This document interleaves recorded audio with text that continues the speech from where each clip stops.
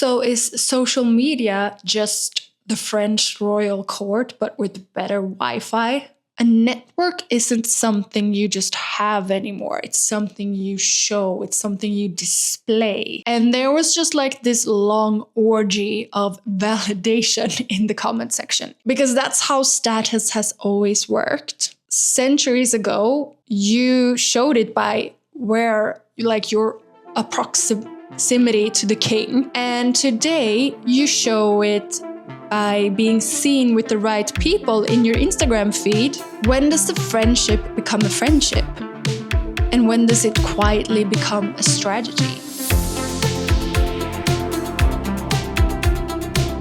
Welcome back to the Velvet Intellectual, where we like substance just as much as glamour. I'm your host, Emma Martinez Arpstrand. I'm a journalist, a writer, mom of twins. I worked 10 years in journalism as a social media editor. Journalists are great, but they look at social media from an outside perspective, while I have it as an inside perspective. This episode is connected a lot to my background as a social media editor. So today, we're going to be talking about networking. It's about status, and it's about why your Instagram comment section might have more in common with the French court of Versailles than you think. So I recently came across on LinkedIn, as you do, a story with an editor explaining why someone got a job at their publication.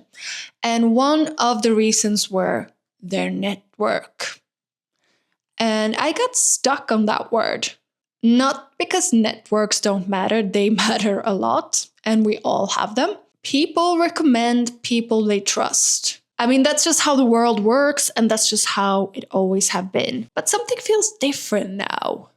A network isn't something you just have anymore. It's something you show. It's something you display. When I worked as a social media editor, one of my favorite slow news day activities, because I was also managing the newspaper's comment section, and we followed a bunch of people.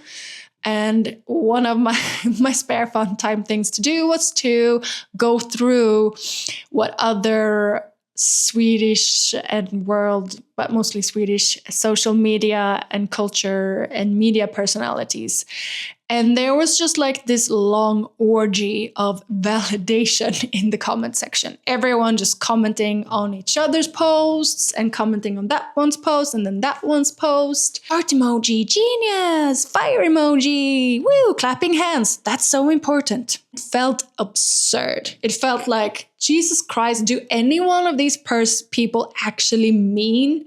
Or do they just post these comments because that's what you're supposed to do? Like, now you made it here, we're supposed to validate each other, keep this momentum going. I don't know. Sometimes I genuinely couldn't tell if I was reading a comment section or I was standing in the middle of the French court in the 1700s, because that's how status has always worked.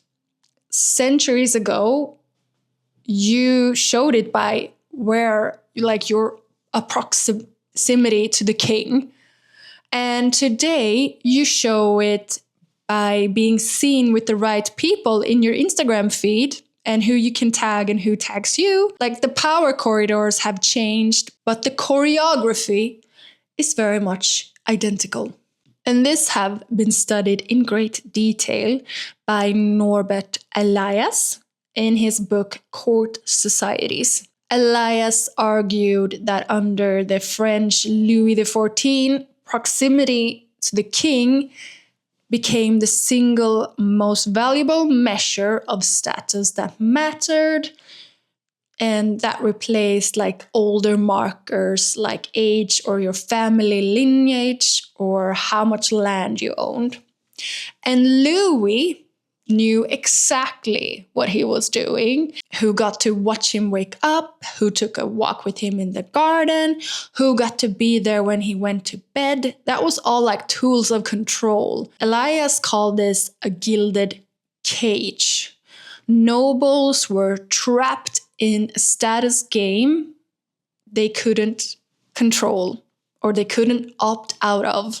You couldn't just decide you were above it, because leaving meant losing everything. I think about that gilded cage every time I see someone post a photo from a launch event they clearly didn't want to be at. And another person who would really like Instagram is Pierre Bourdieu. Bourdieu. Please don't quote me when I say his name. I'm sorry. The concept of social capital came from him. So he argued that who you know can be just as valuable as how much money you have in the bank.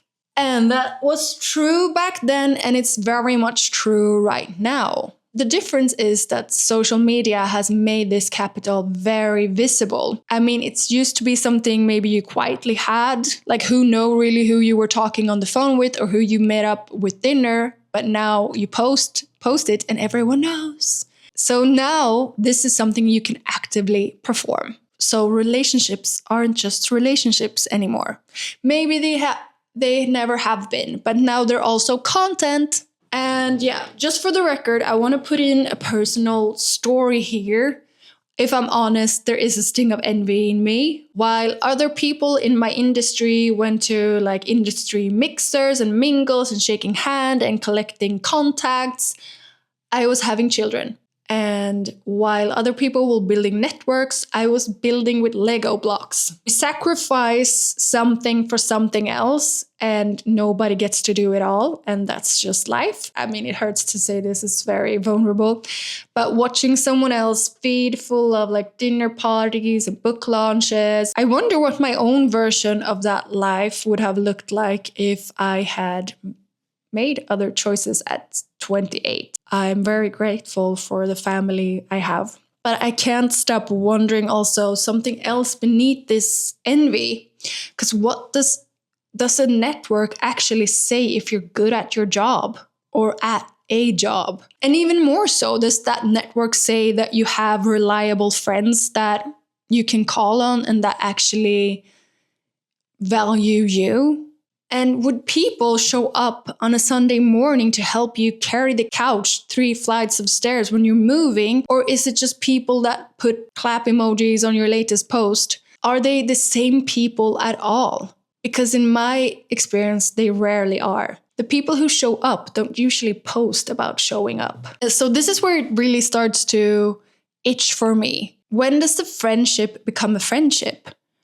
And when does it quietly become a strategy? Is it just another part of this capitalist world that we live in? I don't think that people's relationships are fake. So when every dinner, every social event, every book launch also works as a public signal of who you associate with, it gets hard to know, even for yourself, where the friendship ends and where the personal brand building begins. Irving Goffman wrote about this decades ago in his 1959 book, The Presentation of Self in Everyday Life. And his argument was that life has a front stage and a backstage. Front stage is the performance, it's the version of yourself where you know you're being watched. And backstage is who you actually are when no one is managing the impression, when the mask can come off for a second. So he was writing about dinner parties, about job interviews, about waitresses managing customers, and he had no idea that one day that version of front stage would be the one you carry in your pocket, permanently switched on. So social media didn't invent the performance that he describes. It just gives everyone a permanent scrollable front stage and quietly took away the backstage door. And this is what actually unsettles me. It's not that we're performing, because humans have always been performing a little bit for each other. It's just what Goffman is pointing at. It's that there's no longer an off version most of us can show anymore. Even our backstage has highlight reels now. And I often think about something a writer friend of mine told me once. She said that one of the most important goals in her life is to become as genuinely present with other people as she could be. And it stuck with me as being the exact opposite of networking, or at least the opposite of what networking in the social media world rewards. Sometimes I wonder if we aren't starting to confuse visibility with relationship and relationships with transactions. And they are three different things increasingly wearing the same outfit. Here's what I actually want you to do, not just to think about, but picture your last big move, apartment, a house, whatever it was. Who actually showed up and helped you carry the boxes? Now picture your last post that did well. Who left the comments? Are these lists the same people? I think most of us already know the answer, and I hope that maybe presence is the one currency still in this world that can't be converted into transactional capital. So what resonated with you in this episode? Please let me know. I'm very curious to hear what you're thinking. Give me any feedback. Please like and subscribe and share with someone that you think might like this. Anyway, this is Emma, the Velvet Intellectual. I'll see you again next Monday.